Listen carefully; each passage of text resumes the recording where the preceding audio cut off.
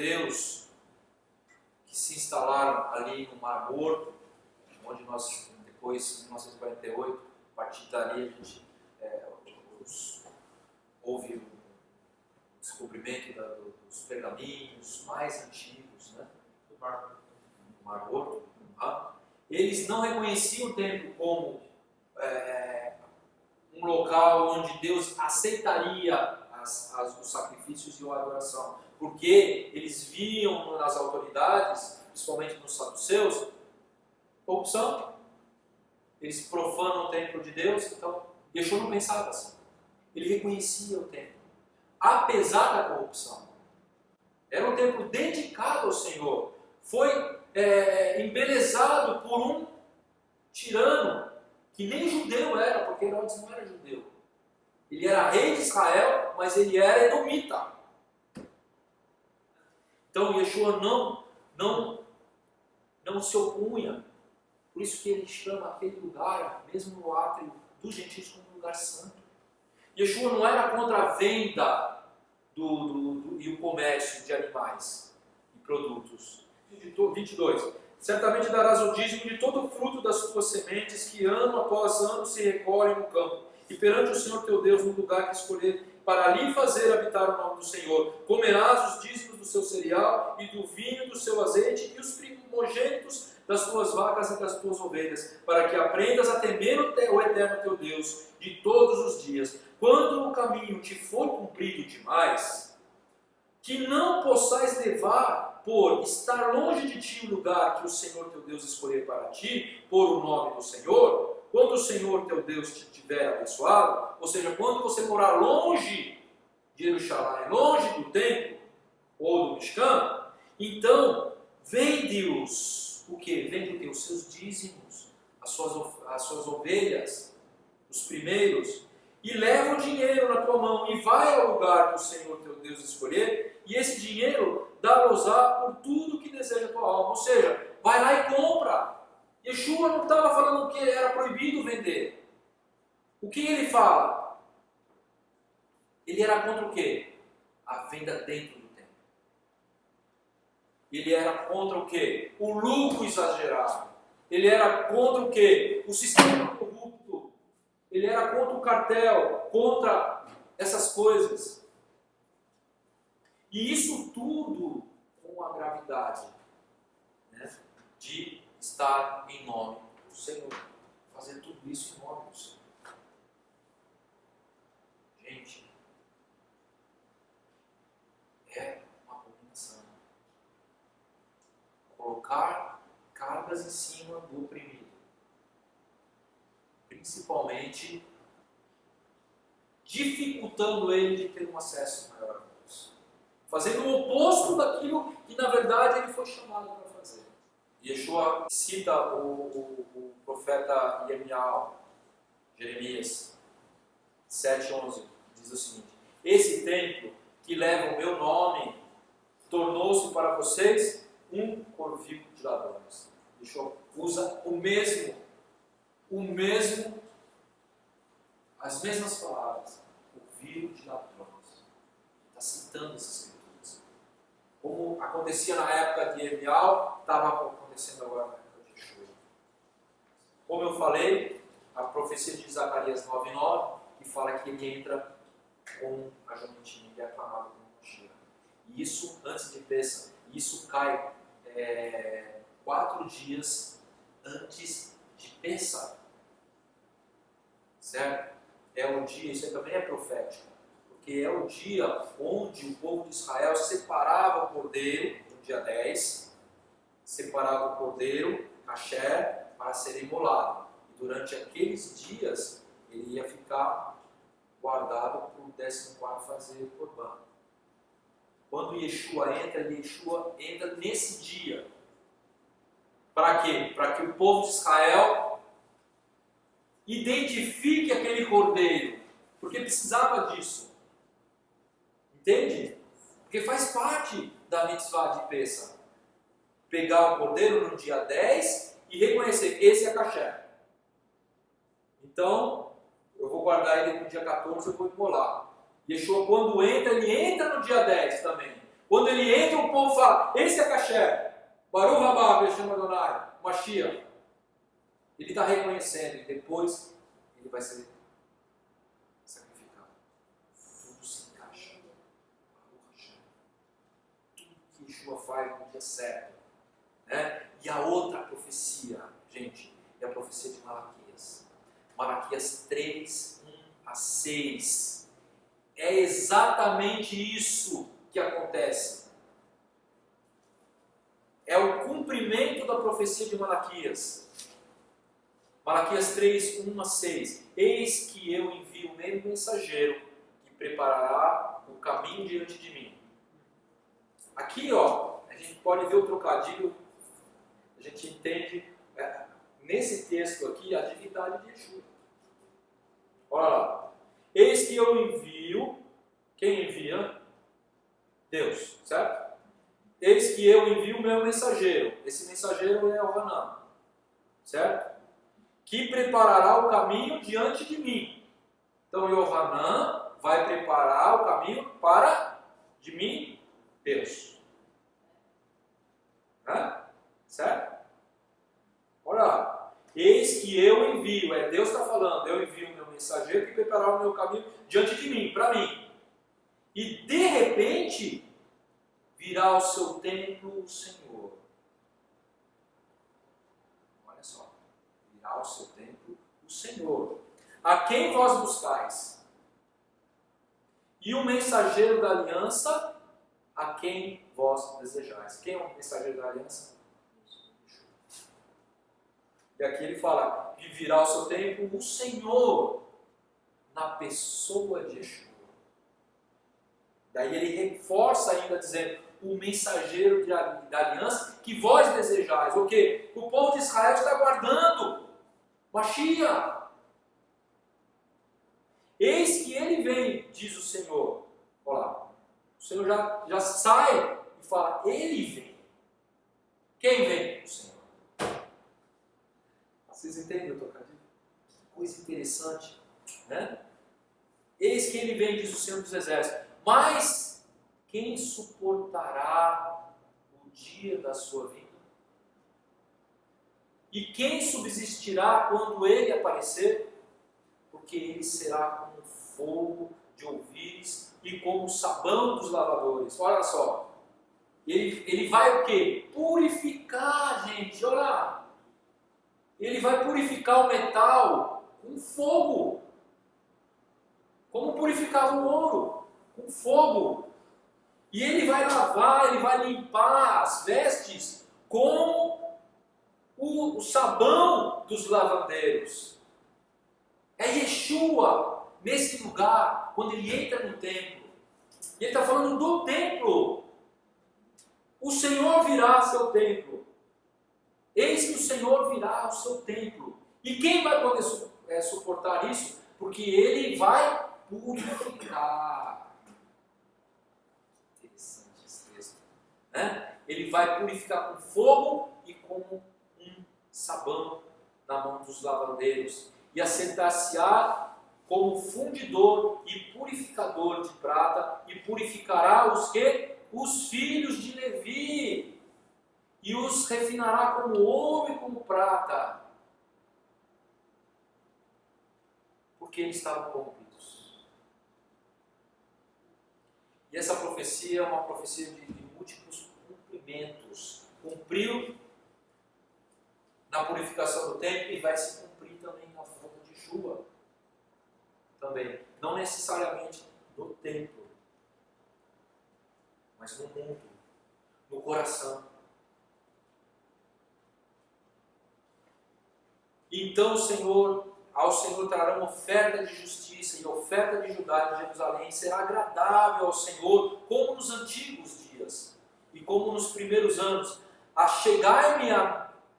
Chegar-me-ei a vós para juízo, e serei uma testemunha veloz contra os feiticeiros, contra os adúlteros, contra os que juram falsamente, contra os que defraudam o diarista e seu salário, e defraudam a viúva e o órfão, e que pervertem o direito do estrangeiro e não me temem, diz o Senhor dos Exércitos, porque eu, o Senhor, não mudo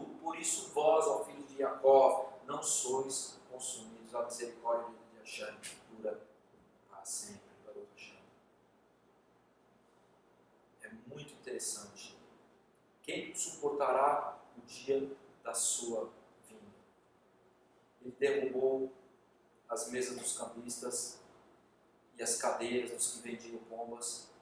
E Marcos diz, só Marcos diz isso. E ele não permitia que ninguém carregasse vasos pelo templo.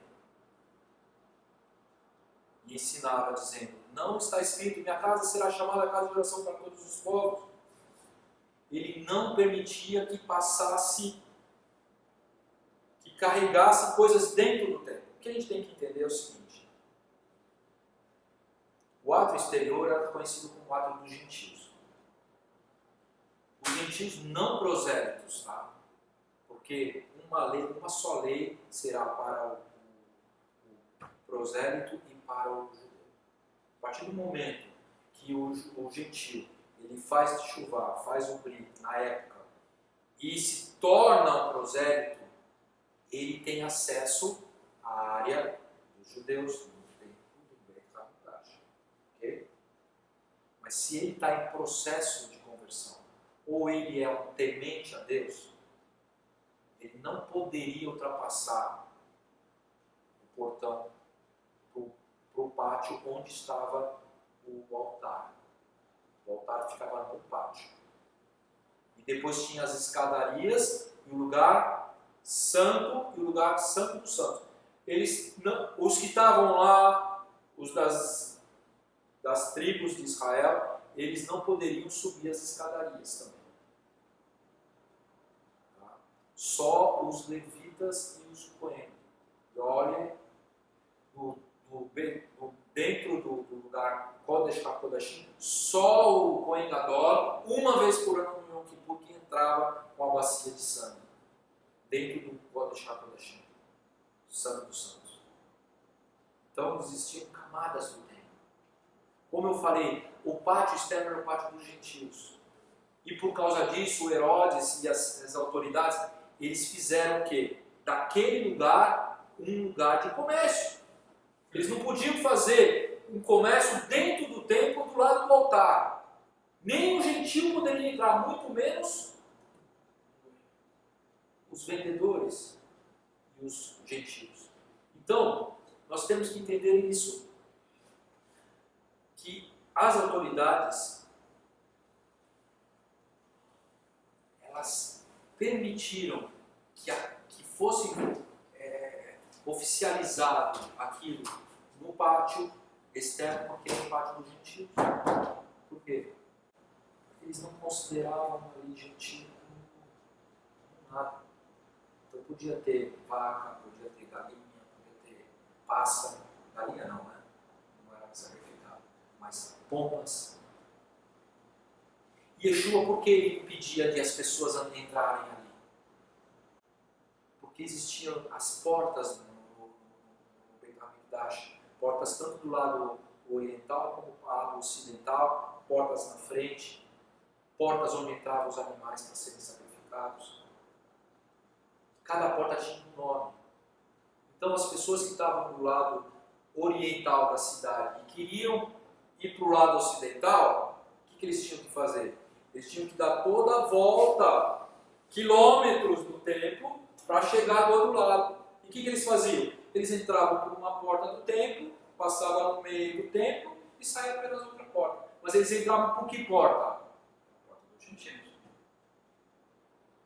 Por quê? Eles não podiam fazer isso dentro do pátio onde tinha o altar, onde estavam os judeus. Faziam, então os goi lá, então não podemos fazer isso. Isso que Yeshua proibiu. Porque as pessoas carregavam coisas que não tinha nada a ver com o templo. Ou seja, fez uma feira lá, está levando uva, levando romã, né? Então ela vai lá com o pacotinho, passa no meio do templo, tudo bem, passa, entra numa porta, sai na outra. Yeshua impediu, falou, não, volta. Porque essa palavra aqui que ele fala, são coisas. Não podia, o tradutor diz vaso, mas na verdade está no plural, é vasos, e vasos pode ser coisas, instrumentos. Yeshua não permitiu que as pessoas entrassem ali. Vai dar a volta, aqui é um lugar santo. E era tão importante isso, que Paulo mesmo, ele é acusado de levar gentil dentro do templo, ou seja, não essa área do templo, mas na área lá de dentro. Como lá em Atos 21, 28, olha, clamando: homens israelitas, acudi esse homem, Paulo, que por todas as partes ensinam a todos contra o povo e contra a lei, e contra esse lugar, e que mais disso, introduziu também no templo gregos, e profanou esse santo lugar, porque tinham visto ele na cidade, a Trófimo de Éfeso, o qual pensavam que Paulo teria introduzido no templo. E alvoroçou-se toda a cidade, houve grande concurso do povo, e pegaram Paulo e arrastaram para fora do templo, e logo as portas se fecharam. Atos 21, 28 a 30. Então era proibido entrar gentil naquela área. E existia uma placa escrita em grego e em latim, que não poderia um gentil entrar dali para dentro, senão ele poderia morrer.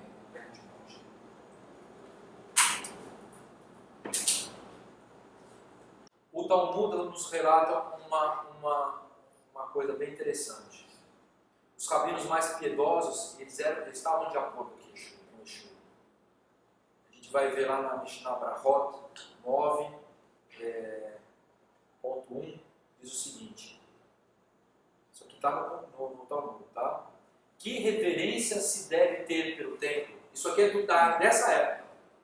Que ninguém vá ao monte da casa, o átrio dos gentios. Eles estavam falando que nem os átrios dos gentios poderia estar com o seu cajado, com sapatos, com bolsa ou poeira nos pés, e que ninguém atravesse degradando o santo lugar, e que não profanam com os paradas. Olha só que interessante. Então, como diz isso? Por quê? Se ele fala isso é porque existia. Se ele fala, olha, você não pode atravessar o templo levando essas coisas. E também não pode cuspir no chão, gente. Mas não é uma coisa óbvia. Mas por que ele está dizendo que não pode cuspir no chão? Porque as pessoas cuspiam. E cuspiam lá dentro do templo, lá no lugar onde ficavam os judeus, não. Cuspiam no átrio dos gentios. A profanação do templo estava no fato de desconsiderar o ato externo como casa de Deus. Os judeus já não consideravam aquilo como parte sagrada. Por isso tinha o comércio. Mas Yeshua falou assim: a minha casa será chamada casa de oração para todos os povos. Independente da sua etnia. Porque assim diz o Senhor a respeito dos eunucos que guardam os meus sábados e escolhem aquilo em que eu me agrado e abraçam a minha aliança. Ele está falando de gentil. Também lhes darei na minha casa e dentro dos meus muros um lugar e um nome melhor do que filhos e filhas. Um nome eterno darei a cada um deles, que nunca se apagará. E aos filhos dos estrangeiros que se unirem ao Eterno para o servirem e para amarem o nome do Eterno e para serem seus devotos, todos os que guardam o meu sábado e não o profanam, e os que abraçarem a minha aliança, também os levarei ao meu santo monte, ao meu templo. Promessa de Hashem, Yishayal. Eu também levarei eles ao meu templo e alegrarei na minha casa de oração. Olha como Deus se alegra com a presença não só dos Yehudim dentro do templo, mas também dos gentios.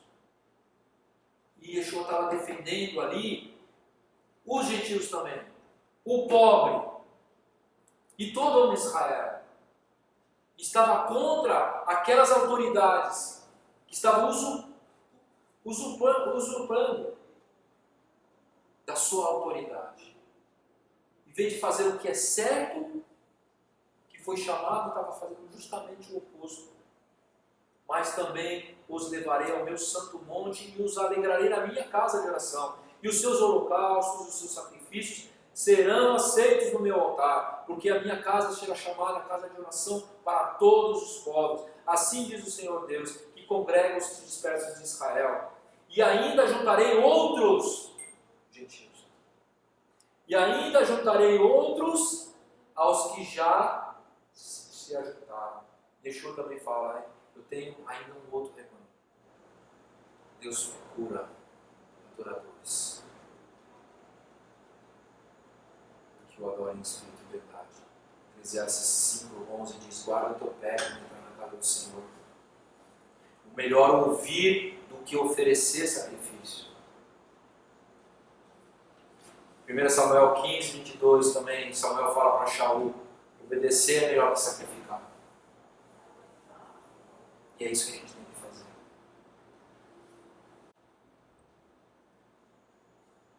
E fecha bem com aquela profecia.